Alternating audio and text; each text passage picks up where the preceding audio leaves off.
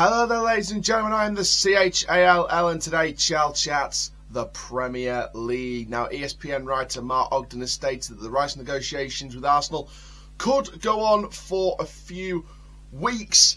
Obviously, this is one of the sort of big sagas going on this summer in the transfer window in terms of the Premiership. Obviously, Arsenal with West Ham. For Declan Rice, their star man or one of their star players, absolute superstar of a player, does the work very, very well in the middle of the park, really committed, gives his all in the cause. Would be a fantastic signing for Arsenal, don't get me wrong. I mean, the bid that was rejected not too long ago was £100 million. It sounds like this war is going to go on for a few weeks, and there is that danger. There has been reports from several sources that there is that danger of Arsenal going into a bidding war. Now, I want to use this as an opportunity to talk about the Declan Rice situation, because this is the first chance I've had to really talk about it and sort of give my thoughts on it. And this is kind of the first time I've really talked about Arsenal in quite a while. Definitely before the end of this season just gone. So this is sort of before Arsenal bottled the title. And, I did keep an eye on certain Arsenal YouTubers, AFTV, League Gunner, shout out to both of them. To be honest with you, I do get it from both sides in terms of Arsenal as a whole, first of all. I mean, look, Arsenal, at the end of the day, they haven't won anything. Yes, they held the lead at the top for a long, long time, and I do credit them for that, and I do credit certain players for improved seasonal performances individually. But the bottom of the matter is they haven't won any trophies. West Ham finished, mid-table and won a trophy. Man United got into the top four and won a trophy. Yes, it was the Carabao Cup, but, I mean, come on. Let's look at this on the precipice. Manchester City have won a treble.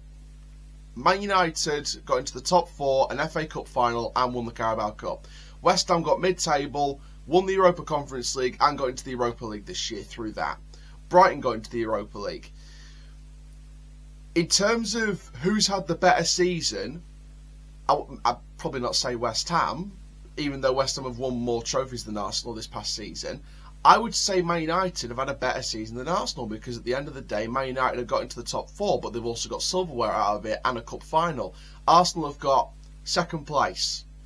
Have they got any silverware for it? No, they haven't. They haven't got the FA Cup, they haven't got the Carabao Cup, they haven't got the Europa League. All they've got is a place in the Champions League. And, there will be that opinion of, well, was that always the aim? Was the aim always going to be top four? And to be honest with you, I generally think the aim was always going to be top four.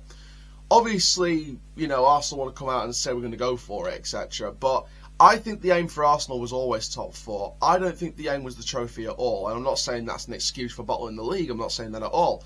But I generally thought in that position with a month to go, when they were leading the league by a few points, my opinion was like, okay, if you really want to go for it, go for the title. You're in a position to win the Premier League. This is the year that City could lose it. But what happened in terms of momentum? City were great. They used their momentum at the right time at the business end of the season. Arsenal's energy collapsed. We saw the bottling of the league by 8 points in the space of a month.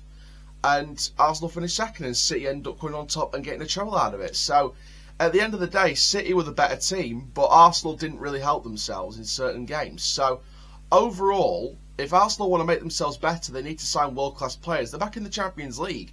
They need to be signing world-class players. Havertz, in my opinion, not good enough for Arsenal.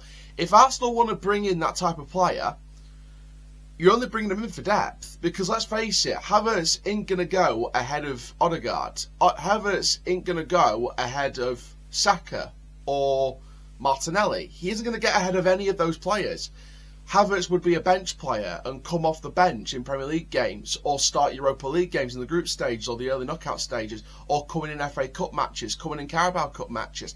Havertz will not start week in, week out. If you want to bring in players that's going to get you into a title charge, you bring in players that are just as good, if not better, than your current starting 11. So you're bringing a player that's just as good or better than Odegaard. Same with Martinelli. Same with the striker. Same with the rest of the midfield. Granit Xhaka, prime example. they're waiting on this Rice deal, and we know from ESPN that this looks like it's going to go on for a few weeks, and there could be a bidding war here with Manchester City because Bayern Munich's already pulled out the race.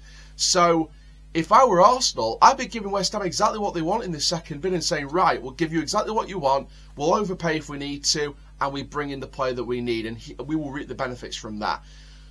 A club currently of Arsenal's mentality, which I fear could be the case, is they stall on Rice for weeks and weeks and weeks and weeks and weeks, holding out for less and less money, and they get to a point where West Ham say, no, we're not selling to you, we're either going to keep him or sell him to City, and then they say to Xhaka, do you mind staying for another year? That's my fear with Arsenal. Xhaka stays for another year and they don't bring in Rice. They're not going to bring in Caicedo, they're officially out of the race. It's up to Chelsea, City and a couple of other teams. But it's going to be interesting to see what happens. I mean, I'm still sort of 90% confident on Rice coming to Arsenal, but again, you just never know. But thank you very much, guys. I'm the CHALL. Ta-ra for now.